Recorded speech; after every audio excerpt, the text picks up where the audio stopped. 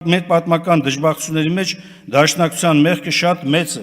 10-րդ դարից համեմատելով ոչ ավել, ոչ պակաս Հակոբ Հակոբյանը 10-րդ դարից հայ ժողովրդին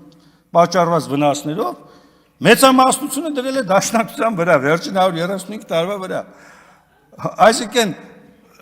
մի քիչ էլ ճիշտ կլներ հետ գնար պարոն Հակոբյանը, հայ ժողովրդի կազմավորման ժամանակահատվածից Հայկ Նահապետին համարելով դաշնակցական, Տիգրան Մեծին համարելով դաշնակցական, մի հատ էլ ներկայացներ տարածքային պահանջներ հարևանների նկատմամբ ներկայացվող Տիգրան Մեծին եւ այսպես շարունակ։ Էլ չասած, որ նաեւ որոշակի քաղաքական ընկալման տեսակետից, վիրավորական է այն գնահատականը, որ իսկապես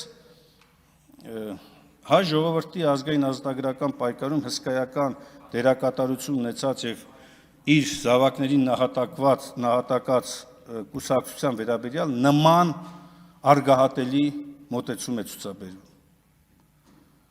Գիտեք, դժվար է, երբ որ որպես հայ ժողովրդի մի զավակ, ես պատկերացնում, ես իդեպ դաշնակցական դարձել եմ շատ ավելի ուշ տարիքում եմ դարձել եւ ես падգամավոր եմ, երբ որ կուսակցական եմ դարձել։ Այսինքն ոչ թե ստացել եմ կուսակցականությունը նոր եմ եկել падգամավոր։ Եվ իմ համար վիրավորական է նաեւ, երբ որ մեր պատմության մեջ այդ հերոսական անցյալի վերաբերյալ նման գնահատականներ են հնչեցվում։